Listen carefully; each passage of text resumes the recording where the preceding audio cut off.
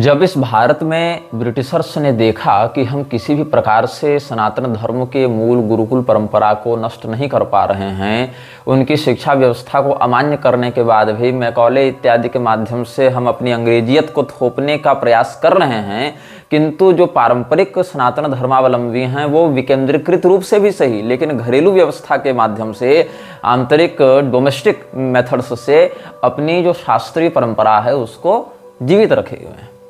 तो इन लोगों ने दयानंद के माध्यम से एक ऐसा कुचक्र किया जिसमें गुरुकुल का प्रारूप लगाते हुए सनातन धर्म से विरुद्ध जाकर मान्य धर्म शास्त्रों को अमान्य बताकर विकृत शिक्षा देने का षड्यंत्र प्रारंभ किया गया था। तो हेनरी स्टील ऑलकट जिसका नाम हम बता चुके हैं और मैडम हेलेना जो ब्लावत्स्की थी जिसका नाम बता चुके हैं, उन्होंने जब न्यूयॉर्क में थियोसॉफिकल सोसाइटी की स्थापना की थी, रोसिक्रूसियन सोसाइटी फ्रीमेसन्स के साथ, और भी लक्सर का जो ब्रदरहुड था, ब्रदरहुड ऑफ लक्सर, इसके साथ मिलकर उसने जब स्थापना की थी, उसके कुछ समय के बाद मद्रास के अड्यार में भी कश्मीरी शासकों के माध्यम से इसको फंडिंग देकर स्थापित किया गया था। तो जब दयानंद ने आर्य समाज की स्थापना की थी तो आप ध्यान रखेंगे भारत के किसी मान्य तीर्थ में नहीं की थी, मुंबई में की थी। और मुंबई में जब की थी तो दयानंद ने वहां पर, आप जो फ्रीमेसन्स का ग्रैंड लॉज है मुंबई में, वहां पर आप देखेंगे तो दयानंद से जुड़े हुए बहुत कुछ आपको ऐसी बातें प्राप्त हो जाएंगी कि इनका आपस में कैसे संबंध था। तो मुंबई में ही फ्रीमेसन्स का हेडक्वार्टर था, ग्रैंड लॉज था, मुंबई में ही इसने स्थापना की थी आर्य समाज की। और हेलेना ब्लावत्स्की और जो हेनरी ऑलकट था उसको परोपकारिणी सभा के द्वारा स्वीकृत जो वसीयत है दयानंद की, उसमें अपने उत्तराधिकारी के रूप में अपने बचे खुचे सामग्रियों के नॉमिनी के रूप में उसने नियुक्त भी किया है। तो इसमें मुंबई से कुछ दूर एक स्थान है कार्ला केव्स।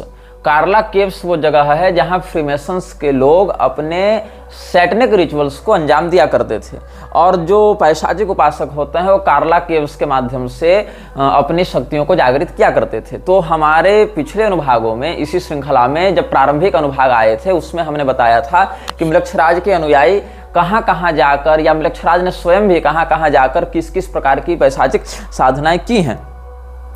तो जो फ्रीमेसन्स के लोग थे उसमें भारत की कई राजवंशीय हस्तियों को और भारत के कई कथित साहित्यकारों को, प्रबुद्ध जनों को, वक्ताओं को, क्रांतिकारियों को फ्रीमेसन्स ने अपने प्रभाव में ले रखा था, या अपने मेंबर्स को ही इस रूप में उसने प्रोजेक्ट करके रखा था। तो आर्य समाज की स्थापना भी जैसे कांग्रेस की स्थापना हुई थी, कांग्रेस की स्थापना करने वाले लोग स्वयं अंग्रेजी सत्ता के सक्रिय सदस्य रहे या सक्रिय प्रायोजक रहे, लेकिन लोगों के मन में क्या छवि डाली गई कि इंडियन नेशनल कांग्रेस तो वास्तव में भारत को ब्रिटिशर्स से आजाद करवाने वाली संस्था है, मतलब उस रूप में संघर्ष कर रही है। ऐसे ही जो फ्रीमेसन्स के सहयोग से आर्य समाज की स्थापना हुई है, आर्य समाज में भी यह छवि डालने का प्रयास किया गया कि ये तो अंग्रेजों के विरुद्ध कार्य कर रही है, जबकि अंग्रेजों के विरुद्ध कार्य नहीं कर रही थी। ये संस्था सनातन धर्म के विरुद्ध कार्य कर रही थी, और सनातन धर्म से लोगों को पहले तोड़ेगी तब तो वो ईसाईयत की ओर बढ़ेंगे। इसीलिए कुछ लोग कहते हैं कि आर्य समाज के प्रभाव में आकर कितने लोग ईसाई बने, ये बताओ। इस्कॉन के प्रभाव में आकर कितने लोग जीसस के अनुयायी बने, कितने लोग जीसस का नाम ले रहे हैं, आर्य समाज के कितने लोग चर्च में जा रहे हैं। देखो, ऐसा नहीं है कि कोई आर्य समाज का सीधा ब्रांड लगाकर कहे कि हम आर्य समाजी हो गए इसीलिए चर्च जा रहे हैं, इस्कॉनीय हो गए इसीलिए चर्च जा रहे हैं। वो प्रोसेस ही नहीं है, तुम बीच के चरण को ही भूल रहे हो। आर्य समाज या इस्कॉन से जुड़ा हुआ व्यक्ति, एक खास व्यक्ति दयानंद, या एक खास देवस्वरूप जैसे भगवान कृष्ण के अलावा बाकी किसी की न बात सुनना चाहता है, न किसी को समझना चाहता है, न किसी को प्रामाणिक मानना चाहता है। तो कुल मिलाकर पहले वहां उसको स्थापित किया गया, फिर धीरे धीरे करके जो आर्य समाज की प्रवृत्ति है कि मूर्ति पूजा बंद करो और ये सब वर्णाश्रम व्यवस्था का विरोध करो, और ये मृतकों के श्राद्ध में भी जो अपनी मनमानी ये लोग करते रहते हैं, ये सब बातें जो करते हैं, या ये जो कृण्वन्तो विश्वमार्यम वाले श्रुति का अनर्थ करते हुए पूरे विश्व को ही आर्य घोषित करते हुए फिरते हैं, ये लोग तुमको पहले तुम्हारे वास्तविक कुल परंपरा से तोड़कर अपना इस्कॉनीय कल्चर में लाएंगे या अपने आर्य सामाजिक इसमें लाएंगे, और उसके बाद धीरे धीरे करके तुम्हारी मानसिकता और पीढ़ियों को 2 पीढ़ी 3 पीढ़ी 4 पीढ़ी के बाद ये जाकर ईसाईयत को ढकेलेंगे। सनातन धर्म को हटाकर मूल धारा को हटाकर जितनी संस्थाएं बनी, चाहे तुम कबीरपंथियों का नाम ले लो, चाहे तुम सिखों का नाम ले लो, जब कान सिंह ने सिखों को हम हिंदू नहीं हैं ऐसा कहते हुए अलग किया था, तो एसजीपीसी की भी जब स्थापना की थी, एसपीजीसी की जब स्थापना की थी उसने, सिखों के गुरुद्वारा का जो एक कमेटी है, जो कंट्रोल बोर्ड है, तो अंग्रेजों के माध्यम से उसको हिंदू से अलग पहचान देने के लिए इन लोगों ने कार्य किया था। तो कबीरपंथी तुम देख लो, चाहे उधर तुम वामपंथियों का सिंडिकेट देख लो, चाहे तुम कोई तरह का सभा, सोसाइटी, एनजीओ, समाज, ये सब देख लो, तो अभी इन लोगों ने जितने भी धाराएं बनाई हैं, राधा स्वामी वालों को देख लो या जो भी हैं इस प्रकार से, वो अंततः जाकर उनका जो चरम विलय है वो हिंदू धर्म के विरोधी संस्था के रूप में होता है, और वहां पर ईसाई मिशनरियां बहुत शीघ्र अपना प्रभाव स्थापित करने लग जाती हैं। तो आर्य समाज के कई मिशंस के लिए, कई कार्यों के लिए उन शासकों ने या उन संस्थाओं ने खूब डोनेशन दिया जो प्रत्यक्ष रूप से ईसाई मिशनरियों से जुड़े हुए थे और ईसाई मिशनरियों से काम करते थे। तो सैसन फैमिली जो है, जो रोथसाइल्ड के ही एक ग्रुप में आते हैं, जो कि फ्रीमेसन्स का ही एक प्रोमिनेंट मेंबर है, तो उसने क्या किया था, आर्य समाज की शुरुआती फंडिंग की थी। किसने? सैसन फैमिली ने। और जो दयानंद का महत्वाकांक्षी व्यक्तित्व रहा, उसमें संघर्ष होने लगा, क्योंकि दयानंद ये चाहता था कि थियोसॉफिकल सोसाइटी वाले दयानंद को अपने सर्वोच्च धर्म गुरु के रूप में मान्यता दें, और सनातन धर्म का हर व्यक्ति दयानंद को सर्वोच्च गुरु के रूप में मान्यता देने लगे। तो क्या हुआ, द थियोसॉफिस्ट जो पत्रिका थी, थियोसॉफिकल सोसाइटी की जो पत्रिका थी, उसमें दयानंद ने बहुत कुछ ऐसी बातें कहवानी प्रारंभ की, लिखवानी प्रारंभ की, जिससे थियोसॉफिकल सोसाइटी के लोग भड़क उठे, क्योंकि दयानंद ये चाहता था कि हमको सबसे बड़े ज्ञानी के रूप में, हमको सबसे महान व्यक्ति के रूप में स्थापित किया जाए, जबकि थियोसॉफिकल सोसाइटी से जुड़े लोग तो पूरे विश्व भर की अलग अलग रेसेज में, अलग अलग रिलीजन्स में, अलग अलग विचारधाराओं में, सीक्रेट सोसाइटीज में बटे हुए थे। लेकिन दयानंद का यह जो महत्वाकांक्षी विचार रहा कि सब लोग हमको नेतृत्वकर्ता के रूप में स्वीकार करें, उससे मूल हित टकराने लगे। तो बाद में दयानंद ने भी बहुत कुछ विरोध में लिखना प्रारंभ किया, और हेनरी जो था, हेनरी आलकट, उसने भी दयानंद को पाखंडी, धूर्त, ये सब कहते हुए विद्रोही बताया। और इस प्रकार से बाद में जो लूसीफर मैगजीन जो छपती थी, ब्रिटिश मैगजीन थी ना, और लूसीफर मैगजीन जो है वही थियोसॉफिकल सोसाइटी का मुख्य पृष्ठ था यूरोपीय जगत में। तो लूसीफर मैगजीन की जो मेन एडिटर थी वो कौन थी? मैडम ब्लावत्स्की थी। और मैडम ब्लावत्स्की जो है, कुछ लोग एनी बेसेंट का नाम बीच में ले रहे थे कमेंट में, एनी बेसेंट और कृष्णमूर्ति पर भी हम आएंगे बाद में, लेकिन पहले इस विषय को पूर्ण कर लें। तो इसमें क्या हुआ कि दयानंद ने जब अपनी महत्वाकांक्षा के पूर्ण न होने की स्थिति में विद्रोह किया थियोसॉफिकल सोसाइटी से, तब थियोसॉफिकल सोसाइटी वालों ने भी उसकी पोल खोलनी आरंभ कर दी, उसके विषय में लोगों को सतर्क करना प्रारंभ कर दिया, और थियोसॉफिकल सोसाइटी से दयानंद की जो बनती थी वो समाप्त हो गई। और फिर बाद में थियोसॉफिकल सोसाइटी के ही कुचक्र के द्वारा दयानंद को मौत के घाट भी उतार दिया गया, वहां से जुड़े लोगों के द्वारा। तो जो प्रार्थना समाज है, या विवेकानंद वाले हैं, या एक रहनुमाई सभा बनाई गई थी, ये सारे के सारे, या मानव धर्म सभा बनाई गई थी, एक परमहंस मंडली बनाई गई थी, तो ये सब जितने भी तरह के एनजीओ हैं, ये सारे एनजीओ कहीं ना कहीं फ्रीमेसन्स से ही जुड़े हुए थे। और इन लोगों ने कुल मिलाकर दयानंद सरस्वती के आर्य समाज को एक आर्य समाज तो एक शुरुआती नाम हुआ उसका, लेकिन उसका जो व्यापक जो स्ट्रक्चर था, जो उसका इंस्टीट्यूशनल स्ट्रक्चर था, उसको ये लोग कहते थे आर्यन मेसोनरी। मुझे नहीं पता कि आर्यन मेसोनरी के विषय में आप कितना जानते हैं या नहीं जानते हैं, लेकिन ये जो आर्यन मेसोनरी के नाम से बात हुई, इसने क्या किया कि पश्चिमी जगत को और पूर्वी जगत को जोड़ने के लिए एक पुल का काम किया, और ईसाइयत को उस पुल के माध्यम से भारत में घुसाया। अब कौन कौन से लोग थे जो फ्री मेसन्स में थे और आर्य समाज में भी थे, और उन दोनों ने जोड़कर एक आर्यन मेसोनरी बनाई थी, आर्य समाज से और फ्री मेसन से जोड़कर एक स्ट्रक्चर उन्होंने बनाया था, जिसको ये लोग कहते थे आर्यन मेसोनरी।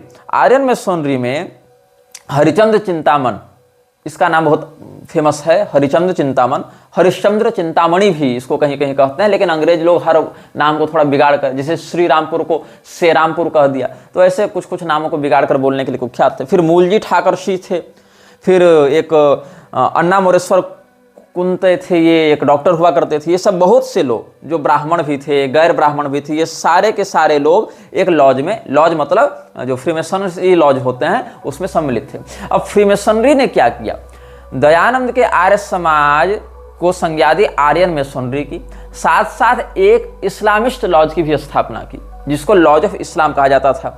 तो दो इन्होंने लॉज बनाए, एक लॉज इस्लाम, इसकी स्थापना हुई थी 1878 में जब इन लोगों का प्रवेश हुआ, मतलब स्थापना पहले से थे, उसका एक ब्रांच रीब्रांड किया गया, उसको इनिशिएट किया गया इस रिचुअल्स में, और आर्यन मेसनरी का भी एफिलिएशन साथ में जोड़ा गया। तो क्या हुआ, 37 ब्राह्मणों को जो आर्य समाज के थे उनको लॉज ऑफ इस्लाम में 1878 में इनिशिएट किया गया, और आर्यन मेसोनरी लॉज को भी उसी समय एफिलिएशन मिला फ्रीमेसन्स का। और ये मैं कहां से बता रहा हूं आपको, short history of the Aryan laws in the Aryan laws number 30 G11 centennial jubilee celebrations December 9 1978 में छपी थी ये पुस्तक, यहां से बता रहा हूं आपको। 9 दिसंबर 1978 को ये पुस्तक छपी थी, short history of the Aryan laws in the Aryan laws number 30 G11। इसको जब आप देखेंगे तो क्योंकि 1878 में इनकी स्थापना हुई थी, इसके 100 साल पूरे होने पर सेंटेनियल जुबिली सेलिब्रेशन, शताब्दी समारोह ये लोग मना रहे थे। तो शताब्दी समारोह में लॉज इस्लाम और आर्यन मेसोनरी लॉज दोनों की जो रिब्रांडिंग स्थापना की गई थी 1878 ईस्वी में, उसके 100 साल पूरे होने पर यह पुस्तक छापी गई थी। तो short history of the Aryan lodge जो दिसंबर 9 1978 में छपी थी, वहां पर इसका विवरण देख सकते हैं। अच्छा, इससे पहले थोड़ा सा हम चलते हैं 1878 में इसकी स्थापना होने से थोड़े से पहले चलते हैं 1873 की ओर। 1873 में क्या हुआ, जो डिस्ट्रिक्ट ग्रांड लॉज था मुंबई वाला, तो डिस्ट्रिक्ट ग्रांड लॉज जो मुंबई वाला था उसने हिंदू मेसनरीज को, जो हिंदू मेसन से जुड़े हुए थे आर्यन मेसनरी में, उनको एक वारंट दिया गया था, एक जारी किया गया था, और इस वारंट के तहत उनको अपनी रिब्रांडिंग करके आर्यन मेसनरी का नाम देना था। मतलब कि जितने भी लोग इसमें जुड़े हुए हैं फ्रीमेसन्स में, उसमें वो लोग अपना एक अलग छोटा सा एक इंटरनल ग्रुप बनावें। जैसे एक ही कॉलेज में कई सारे विद्यार्थी हैं, एक ही क्लास में पढ़ रहे हैं, उनके छोटे छोटे ग्रुप बनाकर अलग अलग प्रोजेक्ट्स उनको दिए जाते हैं। तो वैसे ही ये जो फ्रीमेसन्स में हिंदू लोग जुड़े हुए थे उस समय, ऐसे हिंदू लोगों को एक वारंट जारी किया गया। वारंट मतलब वो गिरफ्तारी वारंट नहीं, वारंट मतलब आज्ञा पत्र, अनुज्ञा पत्र जो प्राप्त होती है उनको, वो। तो डिस्ट्रिक्ट ग्रांड लॉज जो है बॉम्बे वाला, उस समय उसका नाम बॉम्बे था, बाद में मुंबई उसको रीनेम किया गया था। तो बॉम्बे का जो डिस्ट्रिक्ट ग्रांड लॉज था, वहां से एक टेम्पररी वारंट जारी किया गया था हिंदू मेसन्स के लिए 1873 ईस्वी में, कि आप लोग एक नया मतलब एक रीब्रांडिंग इसकी करें, एक नया इंटरनल ग्रुप बनाएं आर्यन नाम से।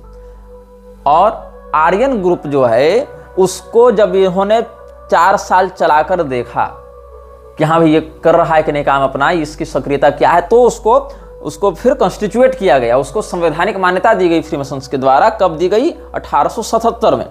और इससे क्या हुआ, इसका जो फाउंडिंग मेंबर था वो कौन था? इसका फाउंडिंग मेंबर था एडवर्ड टायरल लीथ। एडवर्ड टायरल लीथ जो इसका फर्स्ट लॉज मास्टर था। और इसमें फिर दूसरा व्यक्ति था जोसेफ एंडरसन। तो doctor Joseph Anderson and Edward Tyrrell Leith were the founding members of Hindu masonry under the constitutions of district grand lodge of Bombay which was operating under the branch of free masonries. अब इसके बाद क्या हुआ, बाल मंगेश वागले जो Mumbai high court के प्रथम initiated अधिवक्ता रहे थे, मुंबई हाईकोर्ट के प्रथम मान्यता प्राप्त अधिवक्ता कौन हुए? बाल मंगेश वाघले।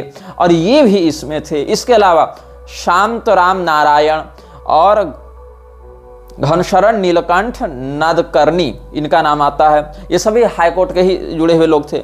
और शांतराम विठल सांसगिरी, डॉक्टर आत्माराम पांडुरंग तारखाद, हरिचंद्र चिंतामण जिनका नाम हम बता चुके थे, ये सब भी थियोसॉफिकल सोसाइटी ऑफ इंडिया के फर्स्ट लॉज मेंबर्स रहे हैं। और ये सब आर्य समाज से भी वहां पर जुड़े हुए थे। तो क्या हुआ कि जब ये आर्यन मेसोनरी का उदय हुआ और यहाँ से इनको रेगुलेट करके फिर फ्री मेसोनरी की मुख्य धारा में जोड़ा जाता था, तो इन लोगों ने मुंबई की अर्थव्यवस्था में, सामाजिक संरचना में, राजनीतिक संरचना में बहुत अधिक प्रभाव डाला है और बहुत अधिक उसको मैनिपुलेट किया है। अब इसमें 3 लॉज सबसे पहले बनाए गए थे। Hindu lodge, Islam lodge and Parsi. इसमें हिंदू, मुसलमान और पारसी तीनों को लाया गया था। और इसमें जो पारसी वाला था वो फिरोज शाह मेहता के द्वारा किया गया था। और इसमें लॉज राइजिंग स्टार लॉज इसको नाम देते थे। फारसियों का जो लॉज था उसको लॉज ऑफ राइजिंग स्टार ये लोग नाम देते थे। अच्छा, राइजिंग स्टार जो है, मॉर्निंग स्टार या राइजिंग स्टार, ये सब लूसीफर के लिए भी बताए जाते हैं टर्म्स। और लूसीफर कौन है आप लोग जानते होंगे। तो पारसियों को, जिसमें फिरोज शाह मेहता का नेतृत्व था, उस व्यक्ति के माध्यम से राइजिंग स्टार लॉज को इनिशिएट किया गया। उसके बाद आपको हम अधिवक्ताओं का नाम बता चुके हैं, उनके माध्यम से आर्यन लॉज को इनिशिएट किया गया। और आर्यन लॉज को एनजी चंद्रवरकर जो सारस्वत ब्राह्मण हुआ करते थे, उनके माध्यम से इनिशिएट किया गया था। और लॉज इस्लाम को भी 1876 में मान्यता दी गई थी। 1876 में लॉज आर्यन, 1877 में, ये क्षमा करें, 1876 में लॉज इस्लाम, 1877 में लॉज आर्यन, और इन दोनों को साथ में जोड़कर आर्यन मेसोनरी की स्थापना की गई 1878 में, जिसके 100 साल पूरे होने पर जो शॉर्ट हिस्ट्री ऑफ हमने बताया आपको Aryan lodge, short history of the Aryan lodge, इसको प्रकाशित करके इन सब बातों को सार्वजनिक किया गया था। अच्छा, इसमें क्या हुआ, जो लॉज इस्लाम था जिसकी स्थापना 1876 में हुई, उसमें केवल मुसलमान रहेंगे ऐसा नहीं। जो लॉज आर्यन है 1877 वाला, उसमें केवल हिंदू रहेंगे ऐसा नहीं। आर्यन शब्द से यहाँ पर सदर्न एशिया का टर्म था। इसमें हिंदू भी थे, इसमें मुसलमान भी थे, इसमें पारसी भी थे। तो फिर पूछा जाएगा कि अलग अलग लॉज का नाम देने का क्या औचित्य है। इसीलिए औचित्य है ताकि अलग अलग लॉज के नाम से जब ब्रांडिंग की जाएगी, अलग अलग हिंदू है, मुसलमान है, फारसी है, फिर सबको एक दूसरे में इंटरकनेक्टेड दिखाया जाएगा, तो लोगों के मन में एक दूसरे के प्रति ये भाव जगेगा कि ये तो एक ही है। तो इससे इस बात को मजबूती देने में सुविधा होगी। जैसे बाद के लोग प्रचारित करने लगे ना, हिंदू मुस्लिम सिख ईसाई आपस में सब भाई भाई, और ये जीसस क्राइस्ट और कृष्ण एक ही हैं, ये सब जो कहने लगा इस्कॉन वाला प्रभुपाद। उससे पहले तुम देखो कि योगानंद इत्यादि भी कह चुके हैं कि हमको जीसस ने दर्शन दिया, हम तो जीसस के अवतार हैं। तो ये सारी बातों की ये ग्राउंड क्लियरेंस मिल रही थी इनको कि हाँ, ताकि हम दिखा सके कि अरे जो इस्लामिक लॉज है और हिंदू लॉज है वो तो एक ही संस्था के अंतर्गत कार्य कर रहे हैं। तो एक universal brotherhood, new world order को माहौल बनाकर तैयार किया जाए लोगों की मानसिकता के अंदर। अब ये सब बातें कहाँ वर्णित हैं। अच्छा, इसमें एसपी सर्वाधिकारी नाम होना चाहिए, लेकिन अंग्रेजों में क्या है कि वो जो वर्तनी है उसको बदल कर लिख देते हैं। तो एसपी सर्वाधिकारी, इसमें जो SARBADHICARY ये इनका स्पेलिंग लिख दिया गया है। जैसे कि क्या होता है, ठाकुर शब्द को इन्होंने बदल कर टैगोर कर दिया। रविंद्रनाथ ठाकुर शब्द है ना, ठाकुर को टैगोर कर दिया। ऐसे ही सर्वाधिकारी को सर्वाधिकारी इस प्रकार से लिखा है इन्होंने। तो इसने एक पुस्तक लिखी थी, how Hindus were admitted into the mysteries of freemasonry. ये पुस्तक है एसपी सर्वाधिकारी की, how Hindus were admitted into the mysteries of freemasonry. इसके पृष्ठ 19 और 20, 19 और 20, इन दोनों पृष्ठों को तुम पढ़ोगे तो यहां पर इन सब बातों का प्रमाण प्राप्त होगा। तो जब आर्यन मेसोनरी बन गई तो क्या हुआ, ऐसे हिंदू इसकी ओर विशेष करके आकर्षित हुए जो कि पाश्चात्य जगत से बड़े प्रभावित थे। इनको लगता था कि हम पश्चिम से जुड़ेंगे तो हम बहुत जल्दी उन्नति को प्राप्त होंगे, हम मॉडर्न होंगे, हम एजुकेटेड होंगे, हम सिविलाइज्ड होंगे। क्योंकि अंग्रेजों ने भारतीयों के मन में एक धारणा डालने का बहुत प्रयास किया, और राजा राम मोहन राय के माध्यम से, जॉन मूर के माध्यम से, या चार्ल्स डैल जो केदारनाथ दत्त का इंग्लिश मेंटर हुआ करता था, क्रिश्चियन मेंटर हुआ करता था। कौन? केदारनाथ दत्त, प्रभुपाद के गुरु का जो बाप था वही, उसका जो क्रिश्चियन मेंटर था चार्ल्स डैल, जो कि मिशनरियों के लिए काम करता था। ये सारे लोग हिंदुओं के मन में ये भावना डालते थे कि तुम लोग तो पिछड़े हो। बाद में नेहरू इत्यादि ने भी इसी विचारधारा को बढ़ावा दिया है कि तुम तो पिछड़े हो, तुम तो अनसिविलाइज्ड हो। वो तो भला हो अंग्रेजों का कि तुमको उन्होंने सिविलाइज्ड बनाने के लिए इतना कुछ किया। तो ये सब काम फ्रीमेसन्स पहले से कर रहे थे। अब 1887 में जब थियोसॉफिकल सोसाइटी वाले HPB जो है और आलकट ये सब यहाँ पर घुसते हैं, तो इन लोगों को जो इंटरनेशनल लॉज ऑफ फ्रीमेसनरीज के सपोर्ट से स्थापित किया गया था, इन्होंने देखा कि बेसिक ग्राउंड तो हमारा तैयार हो चुका है। तब इन लोगों ने मेसोनिक राइट को यहाँ पर इनिशिएट किया कि अब हम यहाँ पर रिचुअल्स भी कर सकते हैं, क्योंकि हमारे जो अनुयायी हैं या हमारे जो फॉलोअर्स हैं या हमारे जो मेंबर्स हैं अब इतनी संख्या में हो चुके हैं कि हम मेसोनिक राइट्स यहाँ पर कर सकते हैं। तो इसमें 2 जनवरी 1879 ईस्वी को, 2 जनवरी 1879 को एक चिट्ठी लिखी गई थी। ये कब लिखी गई? हालांकि इस समय भारत में आना जाना ब्लावत्स्की का शुरू हो गया था, लेकिन इसने अपने पूरे काम को अस्थायी रूप से, ऑफिशियल रूप से लागू नहीं किया था। अभी तो केवल जांच पड़ताल चल रही थी माहौल बनाने की। तो मैसोनिक पेटेंट सेल्समैन जो था जॉन यार्कर, इसने ब्लावत्स्की को एक चिट्ठी लिखी थी। ये अडयार के आर्काइव में मिल जाएगी, जो थियोसॉफिकल सोसाइटी का आर्काइव है, अभिलेखागार है, कहाँ पर? अडयार में, चेन्नई में, वहां से ये प्राप्त हो जाएगा आपको। तो इसमें आप एक टाइटल देखेंगे, letter from masonic patent salesman John Yarker to Blavatsky, dated 2 January 1979। तो ये क्या कह रही है यहाँ पर यार्कर ने क्या कहा है, उसका इंस्ट्रक्शन पूछते हुए कि मैडम हम लोग को आगे क्या करना है। तो उसमें क्या क्या बातें वहां पर पूछी गई हैं। I will adopt your revised ceremonies. I wish you to advance 3 objects. Sensorial with the 7 imperfect ceremonies, 4 of which I sent you. फिर perfection, giving the gist of the Vedic doctrine. Third, for the selected few, the division of the 7 grades according to the dogma of the East. Or you make 2 branches, the sensorial 7 rites and the ceremony of perfection. Ranking as the first Eastern grade, censor the second, and sponsor the third. By Yama. You mean, I think, Captain Archer. He was sometime resident in Manchester and I made his acquaintance here through Prince Rodocanicus. So we sent the Maharaja of Burwan a mandate with the complimentary letter, but he did not reply. तो इस प्रकार से मतलब कैसे वहाँ मैसोनिक rights को वैदिक rituals की आड़ में लपेट कर करने हैं, कैसे उन पिशाचों की आराधना करनी है, कैसे कैसे अलग अलग बातों को करना है, इसके सांकेतिक गुप्त चिट्ठियाँ भेजी जा रही थी। इसके पहले आप देखेंगे 4 मई 1878 ईस्वी को जो हरिचंद चिंतामण को चिट्ठी लिखी थी ब्लावत्स्की ने, उसमें उसने कहा था, I have tried hard to make him a theosophist of the inner ring, an English swami, but failed most signally. जो ये लोग हैं हिंदू धर्म गुरुओं की वेश में अंग्रेजियत के पैरोकारों को खड़ा करने का प्रयास कर रहे थे और उसमें कई बार सफल हो रहे थे, कई बार असफल हो रहे थे, क्योंकि विचारधाराओं में कई बार साम्यता मिलती थी, कई बार नहीं भी मिलती थी। तो ये सब हैं। आगे आप देखेंगे तो एक पुस्तक है अ लेटर बाय ब्लावत्स्की, जो कि 1974 में प्रकाशित, 1947 में 1947 में प्रकाशित हुई थी। उसमें मेनरी पी हॉल ने ये सब वर्णित किया है कि मैडम ब्लावत्स्की अ ट्रिब्यूट थियोसोफिया, मई जून में छपी थी ना 1947 में, उसके 10वें 11वें पृष्ठ में देखो, they are members of an occult brotherhood, not of any particular school in India. Its origin is of untold antiquity and is as much Masonic as present Masonry is little Masonic. ये सब बातें इसने कही हैं। तो दयानंद सरस्वती की हम बात कर रहे थे। दयानंद सरस्वती जो है उसको ये कहते थे महात्मा दयानंद, जो ब्लावत्स्की थी उसको महात्मा वाली श्रेणी में रखती थी। तो ये महात्मा जो था ये व्हाइट ब्रदरहुड लॉज का सदस्य था। इसका वर्णन कहाँ मिलेगा? तो आलकट ने ओल्ड डायरी लीव्स लिखी है, उसका वॉल्यूम 1 देखोगे, पेज 468 से 469 तक। तो हेनरी आलकट की पुस्तक ओल्ड डायरी लीव्स, यहाँ पर आपको इसका वर्णन मिल जाएगा। और हम पहले भी बहुत सी पुस्तकों का रेफरेंस आपको दे चुके हैं कि हम ये सब बातें कहाँ से बता रहे हैं। लोग कमेंट में पूछते हैं कि कहाँ से पढ़ें इन बातों को, तो इन सब भी पुस्तकों का हम आपको नाम बताते जा रहे हैं, एडिशन बताते जा रहे हैं, और ध्यान आता है तो पृष्ठ संख्या भी बता देते हैं। हालांकि पेज नंबर मैं कम बताता हूँ, क्योंकि अलग अलग एडिशंस में 1 2 4 ऊपर नीचे हो जाती है बातें, फॉन्ट के साइज पर और उसके ट्रिमिंग साइज पर, लेकिन बता दे रहा हूँ इतना। तो इसने क्या दावा किया था कि हम जो, अच्छा ये जो हम बता रहे थे आपको, Dayanand Saraswati who was considered a mahatma and member of the white lodge by Blavatsky and Olcott is supposed to have compiled a ritual for the use of the London and New York theosophical society. Theosophical society की वो शाखा जो New York में initiate की गई थी या London में जो चल रही थी, उसके लिए दयानंद सरस्वती ने एक मैसोनिक रिचुअल भी किया था।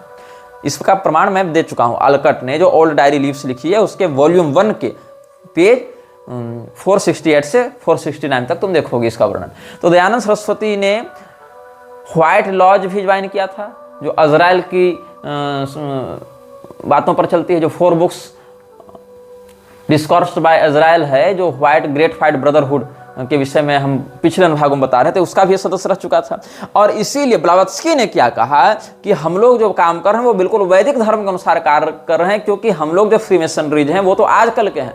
असली फ्रीमेसनरीज या असली तो मुख्य जो हैं मैसोनिक जो ब्रदरहुड के बातें हैं वो तो वैदिक ऋषियों ने की है। यही कारण है कि दयानंद सरस्वती ने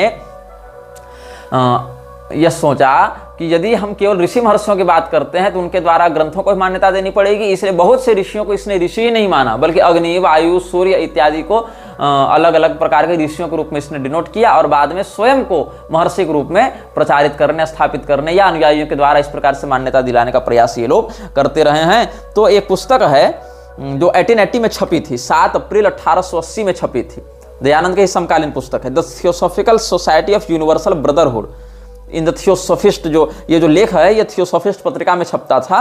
तो अप्रैल 1880 के एडिशन को तुम देखोगे तो वहां पर ब्लावत्स्की ने यह क्लेम किया है कि the rishis of the Vedic school were of course also founders of the masonic, मतलब जो वैदिक संप्रदाय के ऋषिगण हुए वो सब भी मैसोनिक के फाउंडर्स रह चुके हैं, ये दावा कर रही है। तो ये आप समझ लो कि कैसे इन लोगों ने प्राचीन वैदिक हिंदू धर्म को अपने गिरफ्त में लेने के लिए, अपने प्रभाव में लेने के लिए उन वैदिक ऋषियों को भी फ्रीमेसनरी का फाउंडर बता दिया। कैसे इन लोगों ने सेंजार भाषा को संस्कृत को बदलने के लिए, मतलब संस्कृत को प्रतिस्थापित करने के लिए सेंजार भाषा का प्रयोग किया, नकली भाष्य लेकर आ गए, ब्रह्मभाष्य इत्यादि को इनिशिएट करने का प्रयास किया।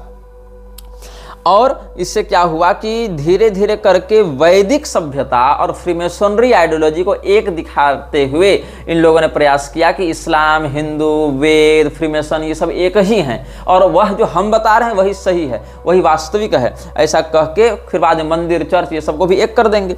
तो इसमें एक इन्होंने थियोसॉफिकल सोसाइटी ने विजयनगर के यहाँ VIZIANAGRAM ऐसा लिखा हुआ है, तो revise and ratified in February 1880 strongly bear the impress of freemasonry, इसके अंतर्गत ये छपा है। 17 दिसंबर 1879 ईस्वी को छपा था और फिर बाद में 3 महीने बाद ही फरवरी 1880 में इसको रिवाइज किया गया, इसको फिर से शोधित किया गया। क्या है? प्रिंसिपल्स, रूल्स एंड बायलॉज, जो बायलॉज है TS का, इसको विजयनगर के महाराज का बनारस वाला जो महल था, बनारस में इनका जो महल था, वहां पर इसको स्थापित किया गया, वहां पर इसको लागू किया गया था। तो इस सोसाइटी को क्या कहा गया? Upon the basis of a universal brotherhood of humanity. हम जो लाए हैं ये नियमावली, ये क्या है? एक वैश्विक ब्रदरहुड को, वैश्विक भ्रातृत्व को लागू करेगी। और यही विश्व भ्रातृत्व की बात ये लोग वसुधैव कुटुंबकम या कृण्वन्तो विश्वमार्यम की आड़ में चलाने का प्रयास कर रहे थे। हालांकि 1875 में थियोसॉफिकल सोसाइटी ने न्यूयॉर्क में जो बायलॉज लागू किया था ये उसके सीधे सीधे बातों से मेल नहीं खाता था, क्योंकि न्यूयॉर्क में जब TS ने, थियोसॉफिकल सोसाइटी ने अपना बायलॉज लागू किया था तो वहाँ की सभ्यता, वहाँ की संस्कृति के अनुसार किया था। भारत में आने के बाद उसकी अलग अलग दिमागें खुलने लगी, उसकी बुद्धि की परतें खुलने लगी और लोगों के भी साथ घुलने मिलने लगे, तो यहाँ की सभ्यता, संस्कृति, लोगों की विचारधारा अपेक्षा से ये लोग अवगत होने लगे। तो उसका एक रिवाइज्ड एंड रेटिफाइड वर्जन इन्होंने 1880 में लॉन्च किया था वाराणसी में। विजयनगर महाराज का जो किला हुआ करता था वहां पर जो उनका महल था वहीं पर ये सब किया गया। तो इन्होंने क्या किया? फ्रीमेसनरी के ही मुख्य धारा के अंतर्गत जो इंटरनल ग्रुप TS ने बनाया था, यहां पर इन्होंने 3 डिग्री की स्थापना की थी। जो 3rd डिग्री था वो सबसे कम, फिर उसको 2nd, फिर उसके ऊपर 1st डिग्री। और एक बार जब ये इनिशिएशन हो जाता था, इस बायलॉज में क्या लिखा हुआ है? Once initiated the new theosophist was to be invested with the secret science, words and tokens by which theosophists of the 3rd section make themselves known to each other, a solemn obligation upon honor having first been taken from him in writing and subsequently repeated by him orally before witnesses, that he will neither reveal them to any improper person nor divulge any other matter or thing related to the society। अब इसने क्या किया कि जितने भी इसके members हुआ करते थे, जिसमें दयानंद भी एक मेंबर हुआ करता था, उसमें 3 डिग्रीज को बांटा गया। एक थी 3rd डिग्री, फिर 2nd डिग्री, फिर 1st डिग्री। और जैसे उसको इनिशिएट किया जाता था उन डिग्रीज में, फ्रीमेसनरी में तो 33 है, लेकिन यहाँ पर 3 डिग्री में उसको बांटा गया क्योंकि उसका इंटरनल ग्रुप हुआ करता था। तो हर व्यक्ति को, हर मेंबर को एक सीक्रेट कोड दिया जाता था, हर व्यक्ति को एक साइन दिया जाता था, उसको कुछ गुप्त संकेत भाषाएं सिखाई जाती थी, ताकि साइंस, वर्ड्स, टोकन्स इनका प्रयोग करके वो एक दूसरे से संवाद स्थापित कर सकें और ये बातें उन व्यक्तियों तक न पहुंच सकें। ये सारी बातें इनक्रिप्टेड हो गई ना, तो इनक्रिप्टेड बातों को दूसरा गैर मेंबर तो नहीं पकड़ पाएगा, जो गैर उसका संगठन का व्यक्ति नहीं है वो तो पकड़ नहीं पाएगा इन विषयों को। इसीलिए इन लोगों ने ऐसा किया। और इसमें जो अवधारणा है ईश्वर की, वो कहा कि ईश्वर एक है और ईश्वर ही पूरे मानवता का निर्माता है, इसीलिए हम केवल उसकी आराधना करते हैं और किसी की नहीं करते हैं। अब आप देखिएगा इसमें और है, creeds and modes of worship may differ, but the idea that God is one is common to the whole race, and in the love of God common to humanity is to be found that harmony which it is the mission of the universal religion not only to preach but which it strives to make an actually of life. Saints therefore ask you to look beyond yourselves to a center that is within yourself. इस प्रकार से अब ये सब कहाँ मिलेगा आपको? Universal brotherhood, universal love and universal religion. हम पूरे विश्व की एक भ्रातृत्व भावना, पूरे विश्व में एक प्रेम की भावना और पूरे विश्व में एक धर्म की भावना हम लाना चाहते हैं। ये कहाँ मिलेगा? जो एसजी चंदवरकर का हमने आपको नाम लिया, जो जो आर्यन मेसोनरी का लॉज मास्टर हुआ करता था, सारस्वत ब्राह्मण था ना, इसका पूरा नाम था नारायण गणेश चंदवरकर। तो इस व्यक्ति ने सोशल रिफॉर्म एसोसिएशन में जाकर, समाज सुधार एसोसिएशन इन्होंने बनाया था ना मंगलौर में, सोशल रिफॉर्म एसोसिएशन मंगलौर के अधिवेशन में यह बात बताई थी 1900 ईस्वी में 1900।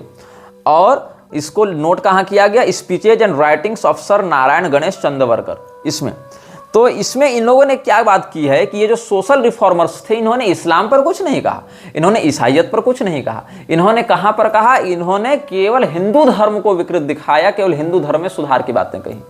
इन लोगों ने ऐसा किया। अथवा अगर इस्लाम और ईसाइयत के विषय में कहीं कहीं दबे छुपे भाव से अगर कुछ कहना भी चाहा, क्योंकि दयानंद ने कुछ कुछ बातें वहां आक्षेप की हैं, 13वें 14वें समोल्लास में जो बातें कही गई हैं, हालांकि वो सत्यार्थ प्रकाश के पहले एडिशन उसमें नहीं है, लेकिन आर्य समाज कहता है कि देखो हमने उन पर भी बात की है।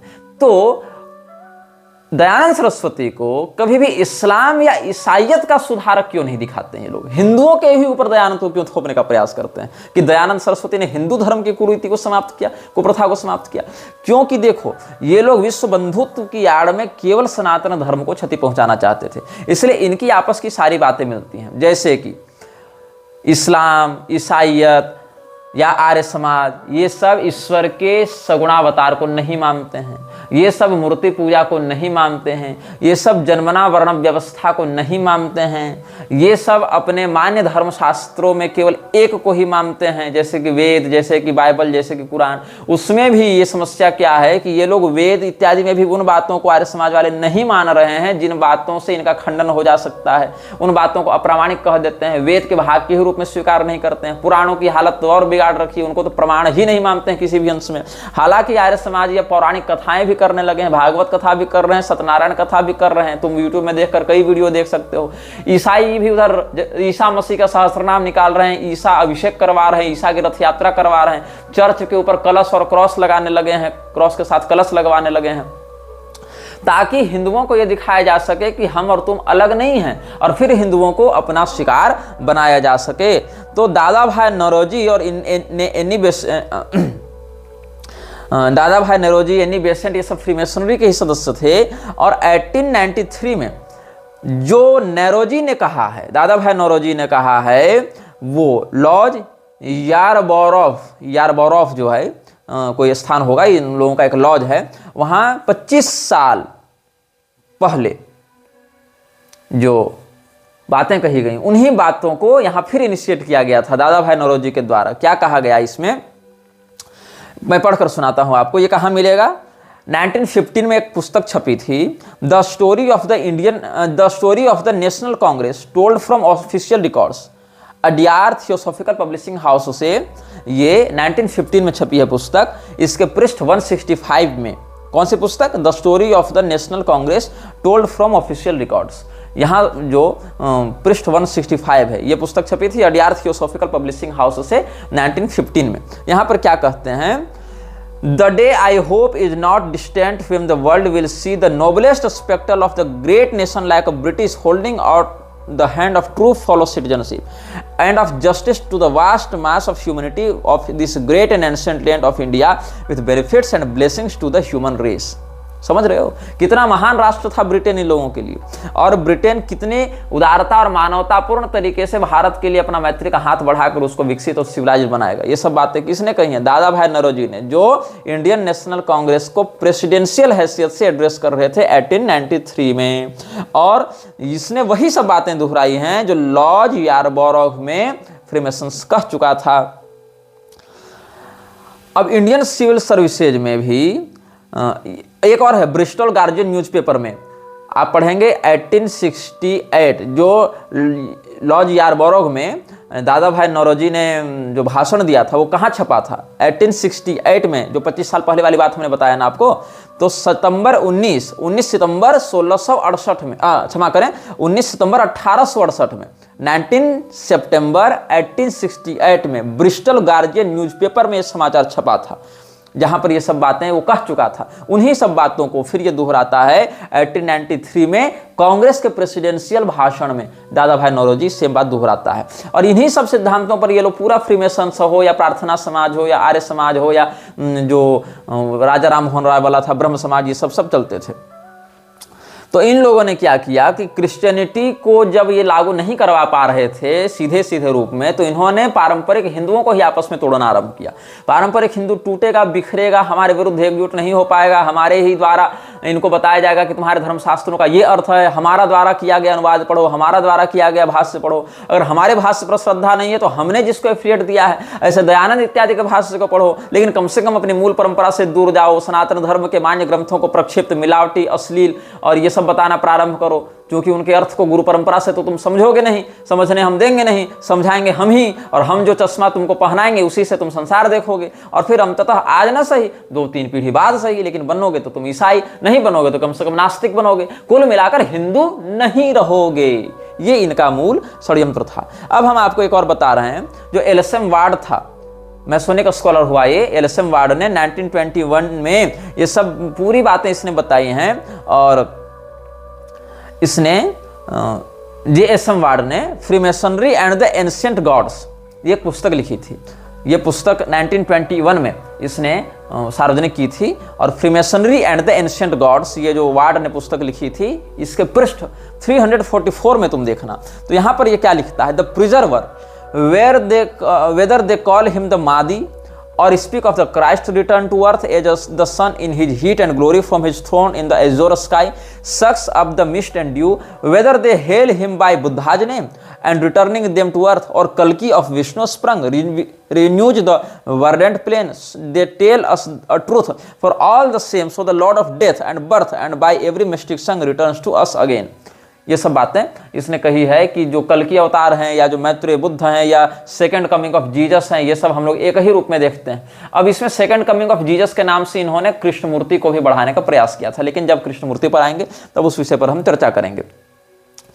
तो वीसी बनर्जी और रास बिहारी घोष इत्यादि भी जो कांग्रेस के सदस्य रहे या कम से कम आधिकारिक रूप से उसके सिंपैथाइजर रहे, उसके सहानुभूति व्यक्त करता रहे या जो कांग्रेस के समर्थक बने रहे, उन लोगों ने भी इस बात को कहा था कि सभी जाति, सभी धर्म, सभी नस्ल, सभी राष्ट्रीयता के लोग एक बैनर तले आवें और हमारे grand teaching of our order को प्रैक्टिकली इफेक्ट में लाने में सहयोग करें। तो इन लोगों ने सदैव एक यूनियन देखा है, ब्रिटेन और भारत के यूनियन को इन्होंने देखा है। मतलब इन लोगों ने राजा राम मोहन राय से लेकर रास बिहारी घोष, ये सारे लोगों ने एक कल्पना की है कि ब्रिटेन और भारत कभी अलग नहीं हो, ये दोनों एक रहें, जिसमें सांस्कृतिक रूप से ब्रिटेन भारत के ऊपर अपना प्रभाव छोड़ता रहे। और इसीलिए इन लोगों ने ब्रिटिश राज का बहुत सम्मान किया, ब्रिटेन के शासन का, ईसाई मिशनरियों का बहुत सम्मान किया, और ईसाई मिशनरियों के पक्ष में खुलेआम इन्होंने हिंदुओं का विरोध कई बार किया है।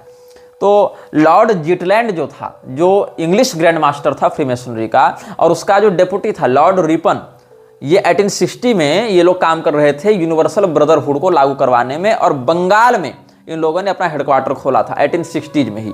तो इसमें आप देखेंगे तो 1860 में जो फ्रीमेसनरी बंगाल में कार्य कर रही थी, उससे पहले बंगाल में फ्रीमेसनरी के कार्य को स्थापित करने के लिए सेरामपुर ट्रियो लगा हुआ था। सेरामपुर ट्रियो का ही ऑफ स्प्रिंग आप मान सकते हैं राजा राममोहन राय को।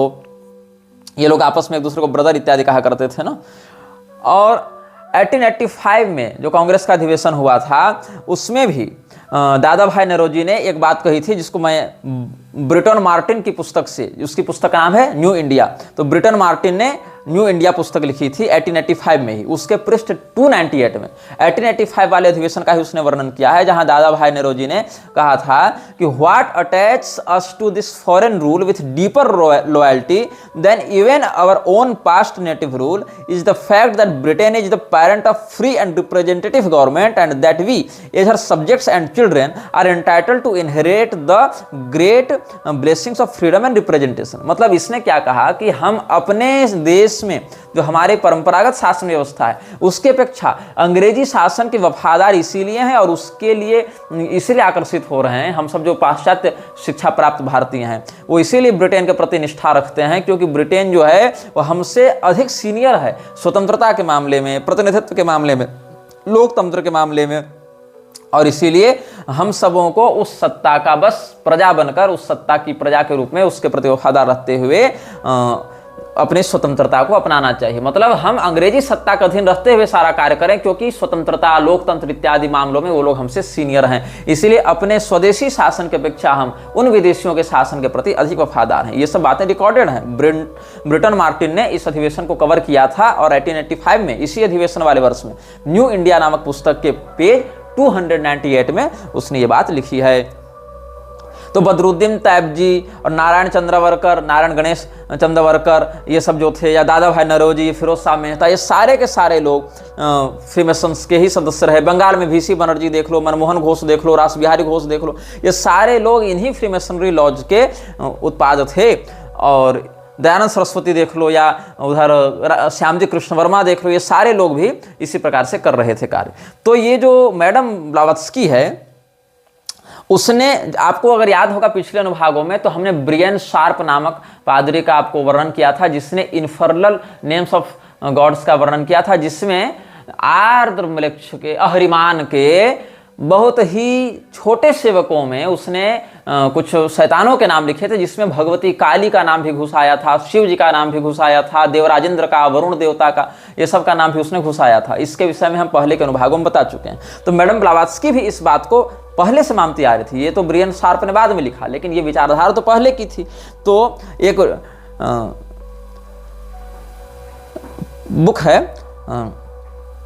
परसेप्शन डिसेप्शन, तो परसेप्शन डिसेप्शन में एक बात लिखने को मिलती, देखने को मिलती है, जो हमारे एक प्रबुद्ध दर्शक ने कमेंट में कोट किया था, जिसको हमने क्रॉस वेरीफाई किया तो हमने उस बात को सही पाया। ये लिखती है, ऐसे सनवेल्ड में ये जो बात है उसको कोट किया गया है परसेप्शन डिसेप्शन में।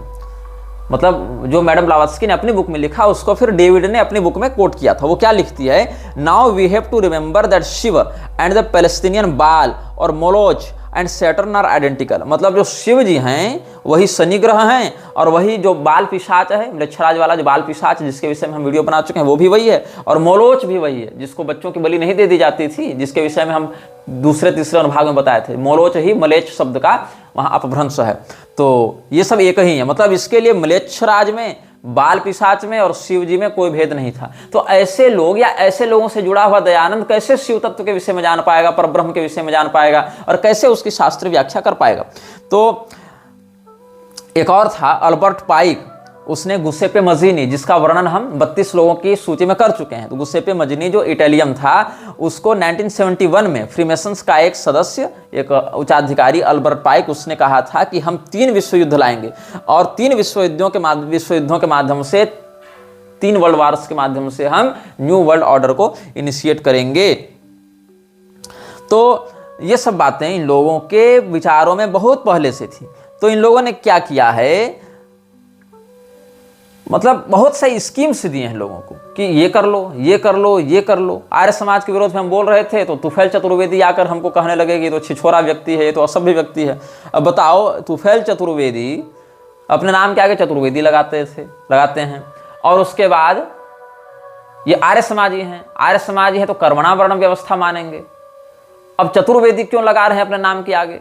चारों वेदों को क्या इन्होंने परंपरा से पढ़ा है? क्या वैसा कर्म है? नहीं है, लेकिन नाम लगा रहे हैं चतुर्वेदी। और अगर जन्म से वर्ण व्यवस्था मानो तो आर्य समाज का खंडन भी नहीं कर रहे हैं कि हमारे बाप दादा चतुर्वेदी लगाते थे तो हम लगा रहे हैं, ऐसा भी नहीं कर रहे।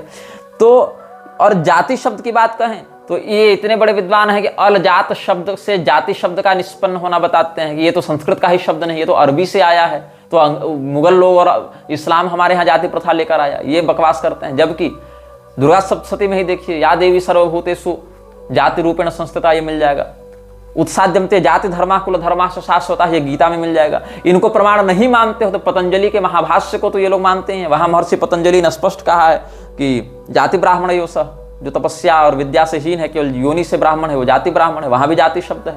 तो इन लोगों को संस्कृत शब्दों के निष्पन्नता का भी बोध नहीं है, लेकिन ये लोग बड़े बड़े आर्य समाजी बने घूमते हैं, हमको गाली देने आ जाते हैं।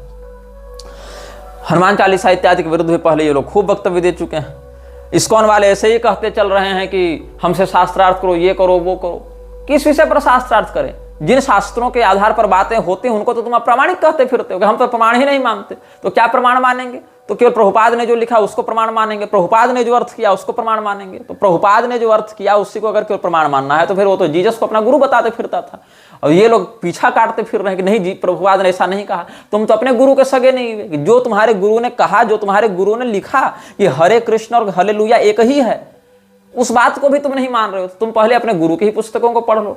उस पर भी ये लोग स्वयं ब्राह्मणेतर होकर कर्मणा वर्ण व्यवस्था की पोल पैरोकारी करते हुए आते हैं और स्वयं को मध्वाचार्य जी का अनुयायी बताते हैं। लेकिन मध्वाचार्य जी तो स्वयं जन्मना वर्ण व्यवस्था के समर्थक थे, द्वैतवादी थे। तुम द्वैतवादी गुरु के चेले होकर अचिंत्य भेदाभेद कैसे मान रहे हो? और अगर चैतन्य महाप्रभु की बात मानते हो, षड्गोस्वामियों की बात मानते हो, तो वो तो जन्मना वर्ण व्यवस्था मानते हैं। चैतन्य महाप्रभु भी जन्मना ही वर्ण व्यवस्था मानते हैं, और तुम लोग जो है सो कर्मणा की बात कर रहे हो ताकि वहां घुसपैठ की जा सके।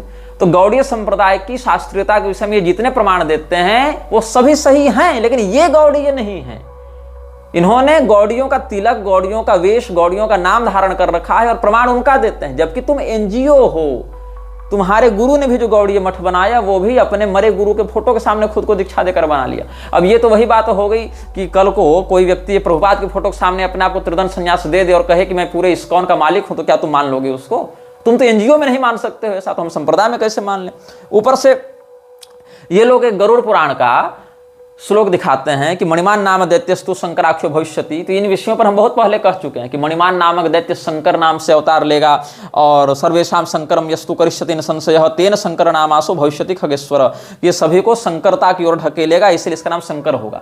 लेकिन ये श्लोक गरुड़ पुराण का जो है वो मोक्ष कांड में है। मोक्ष कांड केवल माध्व संप्रदाय वाले छाप रहे हैं। हालांकि हमको मोक्ष कांड को प्रामाणिक मानने में कोई समस्या नहीं, हम तो मानते ही हैं, हम इन श्लोकों को भी प्रामाणिक मानते हैं। लेकिन क्या हुआ, यहां पर तालव्य श नहीं है, दंत्य स है। जो संस्कृत व्याकरण के प्रारंभिक विद्यार्थी भी होते हैं उनको व्याकरण का महत्व समझाने के लिए बताया जाता है कि शंकर और शंकर अलग अलग हैं। उनको बताया जाता है कि सकृत और शकृत अलग अलग हैं, स्वजन और स्वजन अलग अलग हैं। तालव्य श और दंत्य स दोनों अलग अलग हैं। अगर तालव्य श लगाओगे तो शंकर का अर्थ होता है कल्याण करने वाला, दंत्य स लगाओगे सांप वाला स तो शंकर का अर्थ होता है दोगला, मिश्रित। अच्छा, अगर तुम स्वजन कहोगे तालव्य श वाला तो अर्थ होता है कुत्ता। अगर तुम कहोगे स्वजन दंत्य स वाला तो अर्थ होता है कुटुंबी।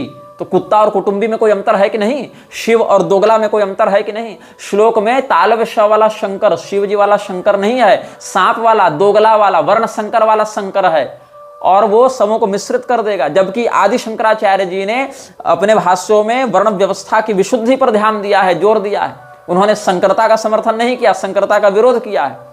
ऊपर से शास्त्रों ने उनको शिवावतार बताया है और तालव्य श का प्रयोग किया है। यहां पर श्लोक में ही दंत्य स का प्रयोग है कि मणिमान नामक कोई दैत्य कालटी में ही, लेकिन संकरता फैलाने के लिए दंत स वाला शंकर बनकर आएगा। इस पर नारायण पंडित ने बाद में खूब खींचतान करके अर्थ का अनर्थ करते हुए मणिमंजरी लिख डाली कि नहीं, ये तो वही वाले शंकराचार्य हैं। शंकर वाला और शंकर वाला भेद ही नहीं समझ में आ रहा है इन लोगों को। हाँ, ग्राम्य गिरा में शंकर सुवन केसरी नंदन ये सब बोलने के लिए जन सामान्य उतना विशुद्ध उच्चारण नहीं करता, इसलिए ग्राम्य गिरा में गोस्वामी जी ने कहीं कहीं दंत स का प्रयोग इस प्रकार से किया है, तालव्य श के स्थान पर दंत स का प्रयोग कर दिया है। लेकिन वहां अर्थ वही है, उनका अभिष्ट दूसरा है। यहां पर संस्कृत में जो है वहां एक बिंदु अनुस्वार में बदल जाने से अर्थ बदल जाता है। मित्रः कहोगे और मित्रम कहोगे तो अंतर हो जाएगा। मित्रम कहोगे तो अर्थ होगा दोस्त, सखा, और मित्रः कहोगे तो अर्थ होगा सूर्य। स्वजन कहोगे तो अर्थ होगा कुत्ता, स्वजन कहोगे तो अर्थ होगा कुटुंबी, शंकर कहोगे अर्थ होगा शिव, कल्याणकर्ता, और अगर शंकर कहोगे अर्थ होगा ये दोगला, मिश्रण। इसलिए शंकरो नरकायेव कुलघ्नानां कुलस्य च। अर्जुन ने कहा कि ये जो वर्ण संकरता है वो लोगों को नरक में ढकेलेगी। यहां पर मणिमान दैत्य के अवतार में शंकर है, तालविष नहीं, दंत स है। तो तुमको श्लोक के एक अक्षर पर भी चिंतन नहीं जा रहा है, तुमको करना है शास्त्रार्थ। क्या करने? तुम्हारे गुरु ने जो कहा, हमने 9 एपिसोड में कहा है। तुम्हारे गुरु ने जो कहा, तुम्हारे गुरु ने जो माना, और उसका जो दुष्प्रभाव है वो हमने पहले ही व्यक्त कर चुका है। अब एक एक व्यक्ति से हम भिड़ते चले तो इसके लिए हम थोड़े पैदा हुए हैं कि हर 2 टके का व्यक्ति उठकर शास्त्रार्थ करने आ जावे। शास्त्रों को पहले प्रामाणिक तो मानना तुम लोग सीख लो, देवताओं की निंदा तो करना छोड़ दो। पहले तो परंपरा ही पता चल जावे कि तुम्हारी क्या है। इनिशिएशन में तुम लोगों ने मरे गुरु के फोटो के सामने ले रखा है, तुमसे किस बात का शास्त्रार्थ? तुम तो दंड के अधिकारी हो, चर्चा के अधिकारी ही नहीं हो। आगे के अनुभागों में हम और विशेष करके इन सबों की पोल खोलेंगे। यह वीडियो जल्द ही हटा दिया जा सकता है। कृपया थर्ड पार्टी ऐप्स का उपयोग करके डाउनलोड करें। आप इस वीडियो को अपने चैनल पर फिर से अपलोड भी कर सकते हैं।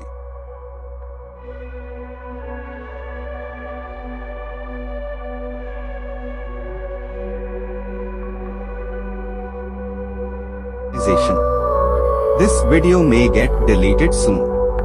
Please download using third-party apps. You may also re-upload this video on your channels. Thank you.